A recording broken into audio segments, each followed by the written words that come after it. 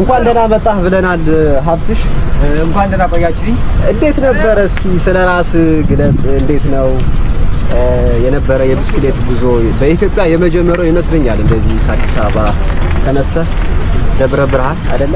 ከደብረ ብርሃን ደሴ፣ ወሎ፣ ኮምቦልቻ አድርገህ ወደ አላማጣ አድርገህ መቀሌ፣ አክሱም፣ ሽሬ፣ እዛ ሊማሊሞ፣ ጎንደር፣ ባህር ዳር ገብተሃልና እስኪ የነበረን ኤክስፒሪያንስ እና አላማህ ምን እንደሆነ ራስህን ጨምረህ ለመግለጽ ይሞክር። እሺ፣ በጣም አመሰግናለሁ። ስሜ ሀብታሙ አታለል ይባላል። ተወልጄ ያደግኩት በደቡብ ጎንደር ዞን ከተማ ነው። ከዛ የብስክሌት ጉዞ ከጀመርኩ 2 ወር የሆነኝ ነው። ጉዞ ከአዲስ አበባ ተነስቼ 1500 ኪሎ ሜትሮች ያካለልኩት ያቋረጥኩት ጉዞ ደስ የሚል ነበረ። በጣም ደስ የሚል ጉዞ ነው። ያው እኔ ለጉብኝት ነው የሄድኩት፣ የብስክሌት ጉብኝት ነው። ለዛ ነው ብዙ ቀናት የፈጀው። አጠቃላይ ወደ 28 ቀናቶችን የብስክሌት ጉዞ አድርጌያለሁ። ከነዛ ውጭ ያሉትን ግን የእረፍትና የጉብኝት ቀናት ነው ያደረጉት። እጅግ በጣም ደስ የሚል ጉዞ አድርጌያለሁኝ ማለት ነው። ባህር ዳር ገብቻለሁ። ባህር ዳር ከ4 ዓመት በፊት ነበር ማቃት። ባህር ዳር በጣም ተቀያይራለች። ውብ ሆና ነው የጠበቀች ባህር ዳር።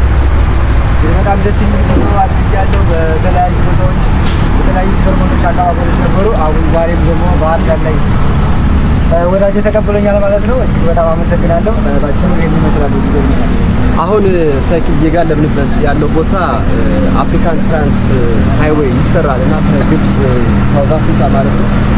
ከግብጽ ሳውዝ አፍሪካ ወደ 12000 ኪሎ ሜትር ነው። ብዙ ጊዜ ይህ መስመር የተለመደ በመኪና በሳይክል እንዲሁም ወደ 2 ሰዎች እኔ ማውቃቸው በሩጫ የጨረሱ እና ለወደፊቱ ትልቅ ዓላማ እንዳለ ከፖስተው ላይ አይቻለሁኝ። አንድ ሰው በጣም ሳይክል ይወዳል ከተባለ በዓለማችን ወደ 4 ትልቅ የብስክሌት መስመሮች አሉ። አንደኛው የአፍሪካ ነው። አፍሪካን የሚያቆራርጥ ከግብጽ ሳውዝ አፍሪካ ማለት ነው። እንዴው ምናልባት አንተ የዚህ ዓላማ ይኖር ይሆን? እውነት ለመናገር ወደፊት አፍሪካን አፍሪካን ለማቋረጥ እቅድ አለኝ። ግን ከዛ በፊት ግን ቀሪ ስራዎች አሉ። ማለት ኢትዮጵያን በ4ቱም አቅጣጫ ማየት እፈልጋለሁ። ቅድሚያ እሱ ነው ሀገሬን ነው ማየት ማስተዋወቅ የምፈልገው እና በመጀመሪያ ዙሩ ከአዲስ አበባ ባህር ዳር ነበረ። እሱ አልቋል። በሁለተኛ ዙር ደግሞ መነሻዬ የትኛውም ጉዞዎች የሚሆኑት መነሻዬ አዲስ አበባ ነው የሚሆነው። ከአዲስ አበባ ተነስቼ በ4ቱም አቅጣጫ እሄዳለሁ ማለት ነው። ከዛ በኋላ መላ አፍሪካን የመዞር ህልም አለኝ፣ እቅድ አለኝ። እንደማሳካውም እርግጠኛ ነኝ። ከአዲስ ዓመት በኋላ እንደዚህ አይነት እንትኖችን አስቤያለሁ ማለት ነው። በጣም ባጭር ጊዜ ውስጥ ጉዞውን የሚጀምር ይሆናል። እንዳልከኝ ትላልቅ የወዮች አሉ፣ የብስክሌት ወዮች። እነሱን ማቋረጥ ግድ ነው። ያው ሳይክል እጅግ በጣም ደስ የሚል ነገር ነው። እውነት ለመናገር እኔ ከብስክሌት ጋር አላደኩም፣ ትሬኒንግ አልሰራሁም። ያው ግን ውስጤ ግን ነበረ፣ ታለንቱም ነበረ መሰለኝ። በ3 ሳምንት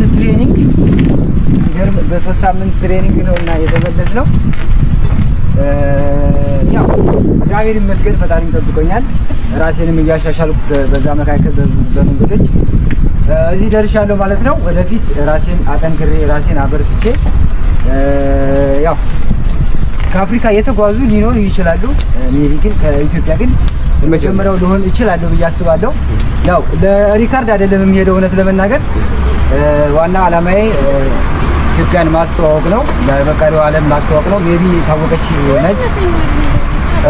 ያው ብስክሌቷም ለየት እንዳለች ትቀጥላለች ማለት ነው። ዲዛይኗ ይቀየራል እንጂ የኢትዮጵያ ታሪካዊ ቦታዎችን ይዛለች። እነሱ ታሪካዊ ቦታዎች አይቀሩም፣ አብረው ይጓዛሉ ማለት ነው። ኢትዮጵያን ይወክላሉ ያልኳቸው ታሪካዊ ቦታዎች እነሱ ይዤ ነው የምጓዘው እና እንጓዝ ይሆናል ማለት ነው። በጣም ጥሩ። አሁን ብዙ ጊዜ እንደዚህ አይነት ጉዞ ሲደረግ ያው የአቅም ነገር አለና እኔ እንኳን ማውቃቸው ዓለም አቀፍ የብስክሌት ግብጽ ደቡብ አፍሪካ ክሮስ የሚያደርጉት በትንሹ ምን ያህል ጊዜ ሰራችሁ ይሄን ቱር ለማድረግ ስላቸው እስከ 2 ዓመት ሰርተን ሴቭ ያደረግነው ነው ቱር የምናደርገው አለ።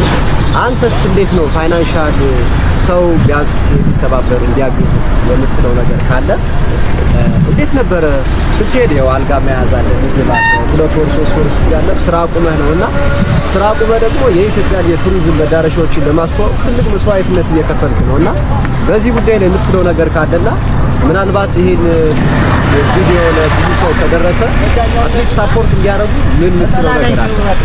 እሺ ያው ነገር በበጀት ጉዳይ እስካሁን በሚንቀሳቀሰው በጊዜ ነው። ቤተሰብና ጓደኞች የሚያግዙኛሉ። በጀት ያው ትንሽ አድካሚ ነው። ባለችኝ በጀት ነው እየተንቀሳቀስኩ ያለሁት። ባለችኝ ሂሳብ ነው እየሄድኩ ያለሁት። የብስክሌት ቅያሪ ያስፈልገኛል። እውነት ለመናገር በጣም አድካሚ ብስክሌት ነው። ያው የጉዞ ብስክሌቶች ቢገኙ እሱን ቢሰጡኝ ደስ ይለኛል። ከዛ ውጭ ደግሞ ሳፖርት የሚያደርጉ አንዳንድ አካላት ካሉ ተቋማት፣ ግለሰቦች፣ ባለሀብቶች ለመቀበል ዝግጁ ነኝ።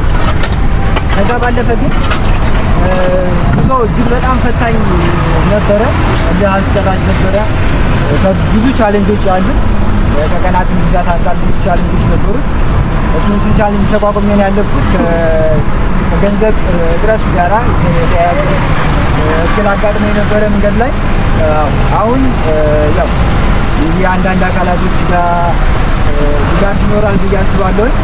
እሱን በአጭር ጊዜ ውስጥ አሟልቼ ጉዞዬን እንዲቀጥል ይሆናል። ያው የሚመለከታችሁ አካላት ይህ ቪዲዮ ከደረሳችሁ ያው ድጋፍ ብታደርጉልኝ፣ ህልሜ እንዲሳካ ድጋፍ ብታደርጉልኝ እሻለሁ፣ እወዳለሁ። በጣም ደስ ይለኛል። በቅርቡ በጣም በአጭር ጊዜ ውስጥ ተከታታይ ቪዲዮዎችን ስለማደርግ ድጋፍ ብታደርጉልኝ በጣም ደስ ይለኛል። በጣም ጥሩ